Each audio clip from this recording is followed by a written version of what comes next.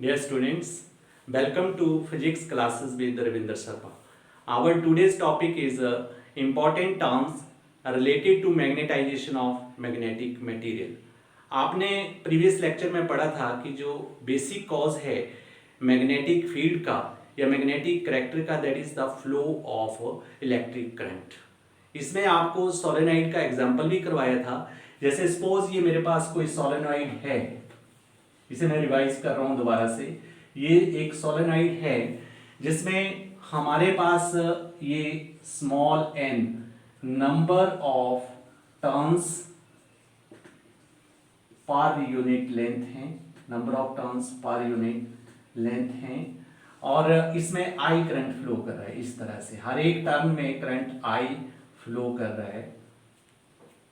अब आपको बताया था कि जब आई करंट किसी सोलेनॉइड में या किसी टर्न में फ्लो करता है तो उसके बीच में, सोलेनॉइड के बीच में मैग्नेटिक फील्ड प्रोड्यूस होता है। और कितना मैग्नेटिक फील्ड प्रोड्यूस होता है? That is V not is equal to mu not N I.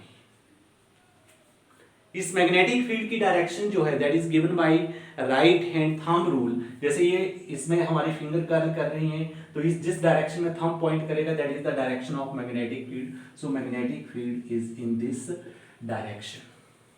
It means कि ये जो सोलेनॉइड है it behave like a magnet.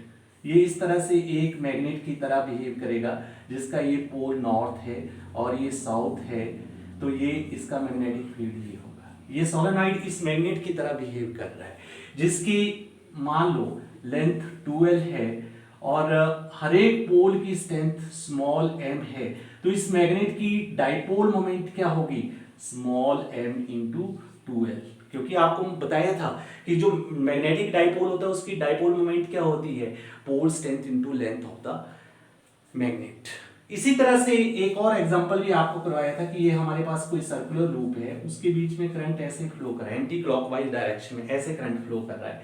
मैं फिंगर्स ऐसे कर्ल करो तो मेरा थंब कहाँ पॉइंट कर रहा है? अपवर्ड डायरेक्शन में पॉइंट कर रहा है इन सच अ वे। तो मैग्नेटिक फील्ड कैसे होगा? इस तरह से होगा।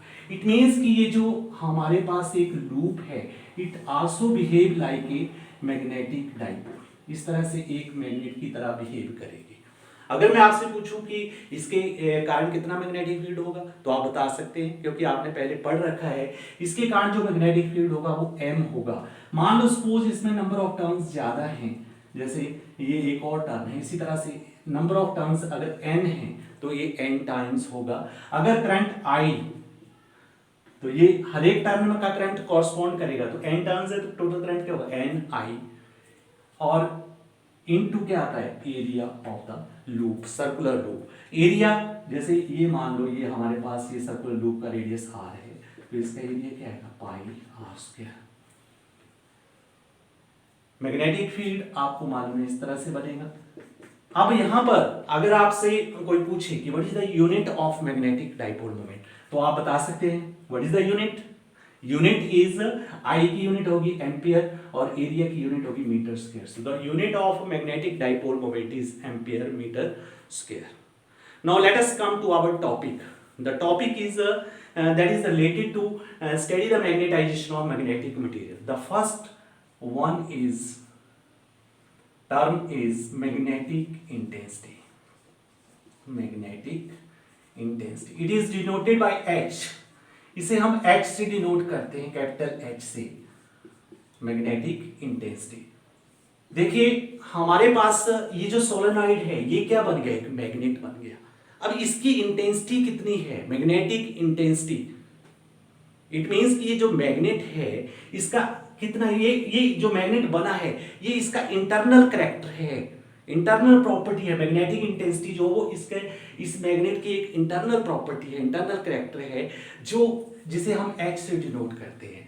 अब आप देखोगे कि जैसे यहां पर इसमें जो मैग्नेटिक फील्ड, मैग्नेटिक इंटेंसिटी है इसकी, वो किस पे डिपेंड करेगी कि इसमें करंट कितना फ्लो कर रहा है। जैसे I करंट फ्लो कर रहा है तो I जितना करंट फ्लो करेगा उसके डायरेक्टली प्रोपोर्शनल है, यानी करंट के डायरेक्टली प्रोपोर्शनल है। नेक्स्ट थिंग कि ये जो है वो आपके डिपेंड करेगी कि हमारे पास की कितनी टर्न्स हैं, क्योंकि ये करंट हर एक टर्न्स में फ्लो कर रहा है, तो ये टर्न के ऊपर भी डिपेंड करेगा कि ये H जो है it also depends upon number of turns per unit length N, और H क्या बन जाएगा, H बन जाएगा हमारे पास N I, H is equal to N I. अगर मैं म्यू नॉट से मल्टीप्लाई कर दूं तो ये बन गया mu not N I upon mu not.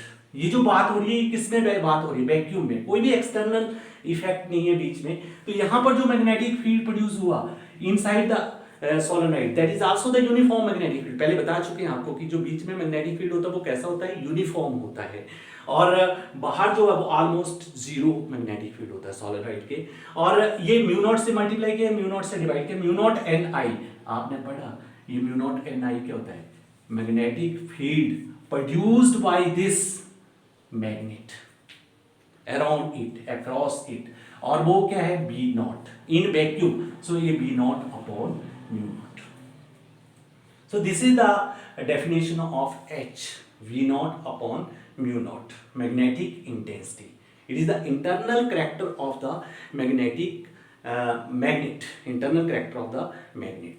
और इसकी अगर आप यूनिट की बात करें तो बी नॉट आपको पता है मैग्नेटिक फील्ड, मैग्नेटिक फील्ड की यूनिट क्या होती है टेस्ला, और म्यू नॉट क्या होती है magnetic permeability of free space. ये भी पढ़ चुके हैं आपको, इसकी वैल्यू भी बता चुका हूं मैं, अगर मैं पूछूं तो आपको आनी चाहिए। कितनी वैल्यू होती है 4 पाई क्रॉस 10 टू पावर -7।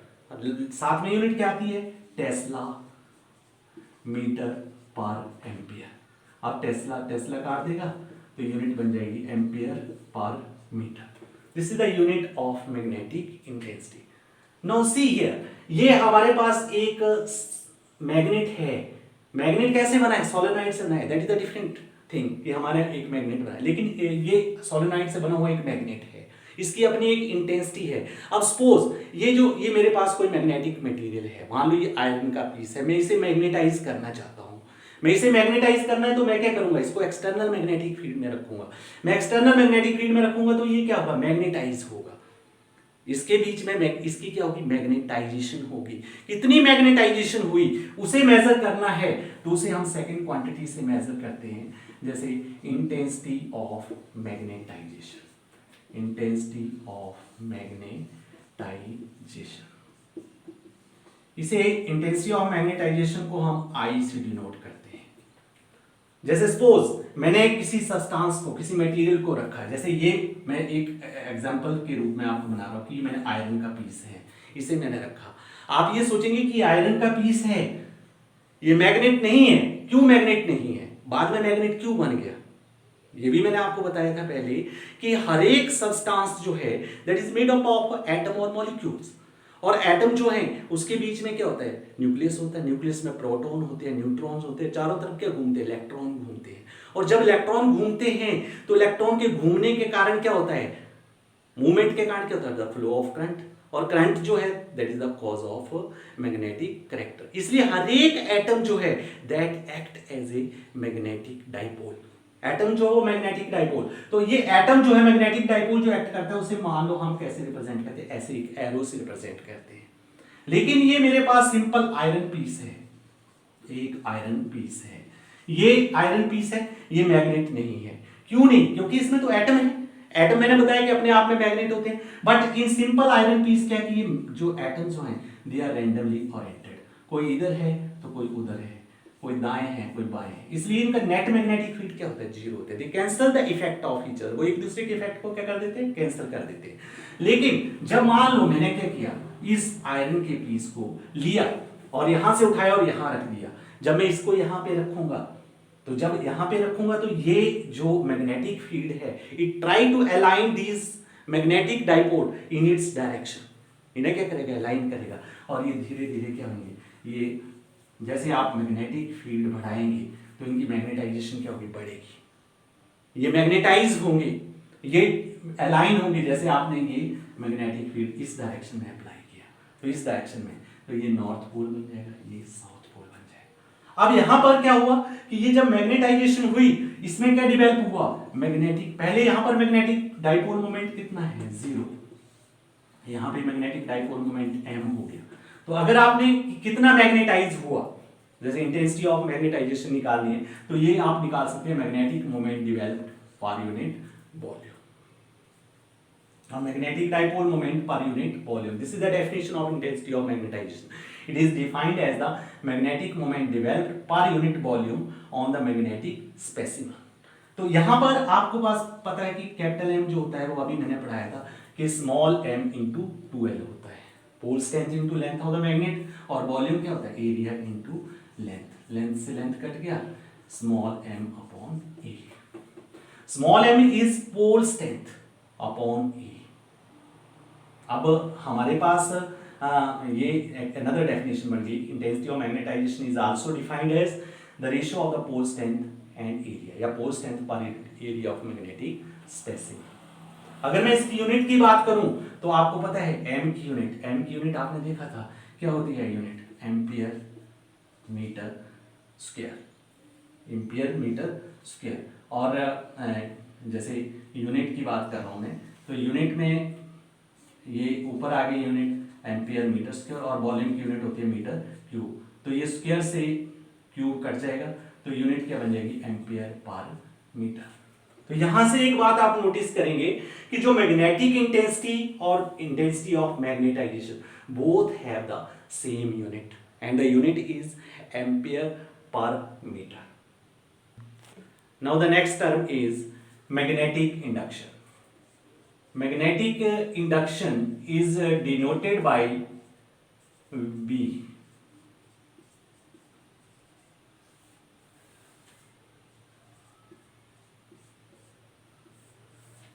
ये जो मैग्नेटिक इंडक्शन है, जब हम मैग्नेटिक स्पेसिमन को या किसी मैग्नेटिक मटेरियल को हम बीच में, जैसे मैंने अभी बताया कि ये मेरे पास एक आयरन का पीस है, जब मैंने इसे सोलेनोइड में रखा तो इस मैग्नेटिक फील्ड बी नॉट के कारण, वो किसका है सोलेनोइड का है, this is the magnetic field of the solenoid, but for this specimen this is the external magnetic field. इसमें जब हम इसे रख रहे हैं तो इसकी क्या हो रही है मैग्नेटाइजेशन हो रही है, इसके ये क्या हो रहा है मैग्नेटाइज हो रहा है। अब ये जब मैग्नेटाइज हो रहा है तो इसके बीच में क्या हो रहा है मैग्नेटिक इंडक्शन हो रहा है, मैग्नेटिक फील्ड इंड्यूस हो रहा है, इसलिए हम इसे क्या बोलते हैं magnetic induction, due to the effect of the magnetic field of this solenoid. अब जैसे आप देखेंगे कि मैग्नेटिक इंडक्शन जो B है ये किसके कारण हुआ, that is due to this external magnetic field of the solenoid, यानी ये B क्या हुआ B नॉट प्लस इसके बीच में जब मैंने स्पेसिमेन को रखा तो इसकी क्या हुई मैग्नेटाइजेशन हुई, यानी मैग्नेटिक मोमेंट डेवलप हुई पर unit volume, so it is B is equal to B naught plus mu naught I। अब आपने अभी पढ़ा था कि B नॉट क्या होता है mu naught H plus mu naught I, mu naught आप कॉमन ले लेंगे तो ये बन जाएगा H प्लस I।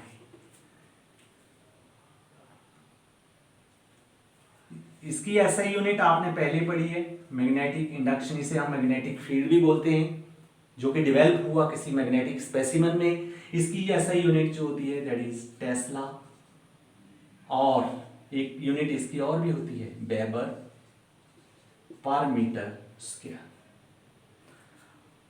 और सीजीएस यूनिट है गॉस और मैक्सवेल पर centimetre square. Now the next term is magnetic susceptibility, magnetic susceptibility इसे हम काई से डिनोट करते हैं। मैग्नेटिक ससेप्टिबिलिटी नाम से भी क्लियर हो रहा है कि मैग्नेटिक करैक्टर कितना एक्वायर कर रहा है, सस्पेक्ट कितना कर रहा है। जैसे हम इस स्पेसिमन को मैंने इसके बीच में रखा तो इसने कितना मैग्नेटिक करैक्टर एक्वायर किया, यानी magnetic susceptibility measure the ability of a substance to acquire magnetism, कि कितना उसने मैग्नेटिज्म एक्वायर किया। मैग्नेटिज्म एक्वायर किया यानी वो कितना मैग्नेटाइज हुआ, यानी उसमें इंटेंसिटी ऑफ मैग्नेटाइजेशन कितनी हुई, इसके कारण हुई, that is due to magnetic intensity. Magnetic intensity H, यानी जो हमारे पास मैग्नेटिक ससेप्टिबिलिटी है it is the ratio of I and H, यानी intensity of magnetisation per unit magnetic intensity. ये जो हमारे पास मैग्नेट है उसकी अपनी इंटेंसिटी है, उसके कारण कितना वो मैग्नेटाइज हुआ, I अपॉन एच। अब I की यूनिट आपने देखा था, I की यूनिट क्या होती थी, एम्पियर पर मीटर, H की यूनिट भी वही होती थी, दोनों की यूनिट सेम है, it mean it has no unit, इसकी कोई यूनिट नहीं होगी, ना ही कोई डायमेंशनल फार्मूला होगा। और ये अगर इसके अकॉर्डिंग जो मैग्नेटिक ससेप्टिबिलिटी है इसके अकॉर्डिंग हम सब्सटेंस को क्लासिफाई भी करते हैं, तीन कैटेगरी में क्लासिफाई करते हैं, जैसे diamagnetic substances, paramagnetic substances, ferromagnetic substances. जो हमारे पास पैरा सब्सटेंसेस होते हैं उनके लिए काई की वैल्यू पॉजिटिव होती है, लेकिन स्मॉल होती है, स्मॉल वैल्यू होती है, यानी इंटेंसिटी ऑफ मैग्नेटाइजेशन होगी, मैग्नेटाइज तो होगा पर स्मॉल अमाउंट में होगा। काई जो है ये भी पॉजिटिव होगी लेकिन लार्ज वैल्यू होगी। ये किसके लिए होगा, फेरो के लिए होगा, फेरोमैग्नेटिक। और काई की वैल्यू नेगेटिव होती है, किसके लिए, ये स्मॉल लार्ज कुछ भी हो सकती है, ठीक है, ये डायामैग्नेट के लिए होता है। जैसे हमारे पास डिफरेंट डिफरेंट सब्सटेंसेस होंगे, वो नेक्स्ट लेक्चर में आपको पढ़ाएंगे, जैसे iron, nickel, cobalt, they are ferromagnetic substances. Paramagnetic की बात करें तो हमारे पास एल्यूमिनियम, सोडियम पैरामैग्नेटिक है। डायामैग्नेट की बात करेंगे तो हमारे पास गोल्ड, सिल्वर, लेड, मार्बल, ये सारे कैसे डायामैग्नेट हैं। कैसे वो होते हैं वो आगे आपको नेक्स्ट लेक्चर में एक्सप्लेन करेंगे। अभी इसमें सीरीज में हमारे पास फिफ्थ वन आएगा, magnetic permeability. Magnetic permeability that is denoted by mu. Magnetic permeability is denoted by mu, and mu is the ratio of induced magnetic field per unit magnetic intensity. It is the ratio of magnetic induction and magnetic intensity. जब आपने magnetic specimen को आपने बीच में रखा तो उसके बीच में कितना मैग्नेटिक फील्ड प्रोड्यूस हुआ, B अपॉन H। इसकी वैल्यू जो होती है म्यू की, it is always greater than 1, ये हमेशा 1 से ज्यादा होती है, ठीक है। किसके लिए 1 से ज्यादा होती है, for para and ferro, but for diamagnet they have the less than 1, mu की वैल्यू लेस देन 1 होती है। और हमारे पास यहीं से एक रिलेशन आएगा between mu and chi, यानी relation between magnetic permeability and magnetic susceptibility. अब हम फिर थोड़ा सा पीछे चलते हैं, जैसे हमने मैग्नेटिक स्पेसिमन को, जैसे आयरन पीस को हमने इस सोलेनोइड के बीच में रखा, तो सोलेनोइड के बीच में रखने से इसके बीच में मैग्नेटिक फील्ड कितना इंड्यूस हुआ था, B। और वो B क्या था, आपने देखा, वो B जो था वो आपके पास आया था। अगर मैं पूरा रिलेशन दोबारा से लिखूंगा तो उसका कोई बेनिफिट नहीं होगा, आप यहां से देख सकते हैं, B is equal to B naught plus mu naught I. B naught जो था वो ये सोलेनोइड का था, एक्सटर्नल मैग्नेटिक फील्ड था इसका, इसके लिए स्पेसिमेन के लिए, और म्यू नॉट आई जो उसके बीच में इंड्यूस हुआ था ड्यू टू मैग्नेटाइजेशन। यहां से आपके पास एक रिलेशन बना था, B is equal to mu not H plus I. अगर मैं यहाँ से इसको कैरी कर रहा हूँ यहाँ पर, सपोज मैंने नंबर 1 दे दिया, तो नंबर 1 को मैं यहाँ लेके गया तो मेरे पास एक रिलेशन बन गया। अब मैं H यहाँ से कॉमन ले लिया तो मेरे पास बाहर क्या गया, mu not H 1 plus I upon H। मैं H राइट हैंड साइड से लेफ्ट हैंड साइड में ले आया, ये V upon H is equal to mu naught 1 plus I upon H। अब आपने देखा V अपॉन H क्या होता है, V upon H is mu. This is mu is equal to mu naught 1 plus chi. 1 plus chi. This is the relation between mu and chi. अब इस चीज को मैं और ज्यादा आगे भी एलैबोरेट कर सकता हूं। जैसे आप देखोगे, मैं यहां रब कर रहा हूं, ये हमारे पास ये रिलेशन बना है mu is equal to mu naught 1 plus chi. Mu naught को मैं लेफ्ट हैंड साइड में ले आया, तो mu upon mu naught is equal to 1 plus chi. Mu upon mu naught क्या होता है, mu r is equal to 1 plus chi. This is the relation. This mu r is the relative magnetic permeability of the magnetic material. So this is the relation between mu and chi. You have also studied this type of relation in also first chapter. पहले chapter में भी आपने पढ़ा है। जब आपका अगर याद करोगे कि जब आप किसी डाइलेक्ट्रिक स्लैब को आप किसी पैरेलल प्लेट कैपेसिटर में रखते थे, तो वो डाइलेक्ट्रिक स्लैब जो है उसके जो एटम जो होते थे, जो मॉलिक्यूल्स होते, वो कैसे होते थे, नॉन पोलर होते थे। और जब आप उसे इलेक्ट्रिक फील्ड में रखते थे, तो ड्यू टू इलेक्ट्रिक फील्ड वो स्लैब क्या करती थी, ऐसे अगर आपको याद होगा, ये पॉजिटिव इस पैरेलल प्लेट कैपेसिटर है, इसके बीच में इलेक्ट्रिक फील्ड क्या है, ई नॉट है। आपने किसी स्लैब को रखा, डाइलेक्ट्रिक स्लैब को, इसके जो एटम मॉलिक्यूल क्या है वो ऐसे होते थे, स्फेरिकल सिमेट्रिक होते थे। लेकिन जब आप एक्सटर्नल इलेक्ट्रिक फील्ड में रखते तो वो कैसे हो जाते थे, वो इस तरह से हो जाते थे कि ये ऐसे पोलर, नॉन पोलर से वो पोलर हो जाते थे, पोलराइजेशन हो जाती थी। और पोलराइजेशन के इफेक्ट से वो क्या होते थे, वो जो है वो आपका जो डाइलेक्ट्रिक है, डाइलेक्ट्रिक स्लैब जो है वो हमारे पास उसके बीच में इंड्यूस्ड इलेक्ट्रिक फील्ड डेवलप होता था। और वहां पर भी एक हमारे पास टर्म आई थी, ऐसा रिलेशन आया था, और वो आया था K is equal to 1 plus chi. वहां काई जो होता था वो काई ई लिखते थे, इसे हम काई एम भी लिखते थे। ये मैग्नेटिक ससेप्टिबिलिटी है, that is the electrical susceptibility. और के क्या होता था, के होता था डाइलेक्ट्रिक कांस्टेंट। तो मेरा आपसे ये रिक्वेस्ट रहेगा कि आप इस लेक्चर को वहां भी कोरिलेट कीजिए, वहां देखिए, वहां भी इंड्यूस चार्जेस डेवलप होते थे। जैसे यहां पर नेगेटिव नेगेटिव नेगेटिव ऐसे इंड्यूस होते थे, यहां पॉजिटिव पॉजिटिव पॉजिटिव इंड्यूस होता था। तो आप देखेंगे कि हर एक चीज जो भी आप, जैसे इलेक्ट्रिक फील्ड आया, मैग्नेटिक फील्ड आ रहा है, उनमें सिमेट्री बनी हुई है, वैसे ही आएगा। टॉर्क इलेक्ट्रिक डाइपोल के ऊपर लगता था, टॉर्क मैग्नेटिक डाइपोल के ऊपर भी लग रहा है। पोटेंशियल एनर्जी इलेक्ट्रिक डाइपोल की होती है, पोटेंशियल एनर्जी मैग्नेटिक डाइपोल की भी होती है।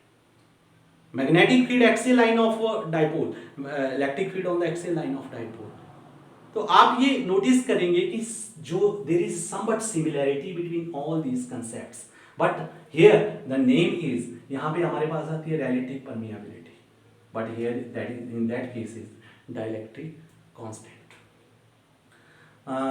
आप इस पूरे लेक्चर को नोट कीजिए, अपनी नोटबुक में इस चीज को, इन चीज को रिमेंबर कीजिए, इनको लिख के आप याद कीजिए। They can help you in the next lecture, क्योंकि नेक्स्ट लेक्चर में आपने क्या पढ़ना है, क्लासिफिकेशन ऑफ मैग्नेटिक मटेरियल। आप मैग्नेटिक मटेरियल को क्लासिफाई करेंगे। जैसे मैंने अभी आपसे बात की थी कि मेरे पास 3 तरह के मटेरियल आएंगे नेक्स्ट लेक्चर में। कौन कौन से, पैरामैग्नेटिक आएगा, फेरोमैग्नेटिक आएगा, डायामैग्नेट आएगा। वो क्यों फेरो डाया पैरा क्यों है, उसका करैक्टर वो क्यों आ रहा है, उसके करैक्टर को बताने के लिए हमने जो क्वांटिटीज, जो टर्म्स हमने यूज करनी है, these are the basic terms, वहां पर यूज होंगी। और ये जो करैक्टर एक्वायर करता है, वो करैक्टर एक्वायर करने का भी बेसिक कॉज जो है, दैट इज ड्यू टू, जैसे मैंने अभी बात की थी आपसे, एटॉमिक डाइपोल। एटॉमिक डाइपोल की ओरिएंटेशन, और जो है वो वहां पर क्या होगा कि जो कोई एटम जो है वो एक्ट करता है मैग्नेटिक डाइपोल, लेकिन some atoms never act as a magnetic dipole. For an atom to act as a magnetic dipole, that atom must have unpaired electron. Unpaired electron का होना बहुत ही जरूरी है। ये भी आपको पीछे बता चुके हैं हम, क्योंकि आपको मैंने जैसे लास्ट लेक्चर में बताया था कि atom as a magnetic dipole. एक एटम मैग्नेटिक डाइपोल है, एटम जो है मैग्नेटिक करैक्टर एक्वायर कर रहा है।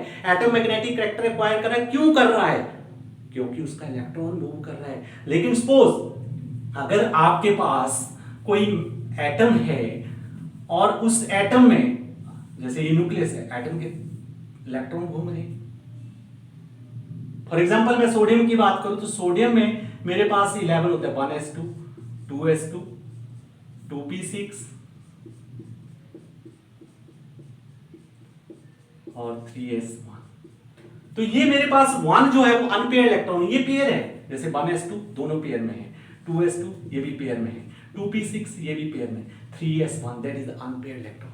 अब आप सोचेंगे कि ये इलेक्ट्रॉन भी तो रिवॉल्व कर रहे हैं, इनकी भी ऑर्बिटल मोशन भी है, स्पिन भी है, क्योंकि आपको पता है जब न्यूक्लियस के अराउंड इलेक्ट्रॉन घूमता है तो वो ऑर्बिट कर रहा है, साथ में वो स्पिन भी कर रहा है। तो ऑर्बिटल मोशन के कारण भी ऑर्बिटल करंट होता है और स्पिन मोशन के कारण स्पिन करंट होता है।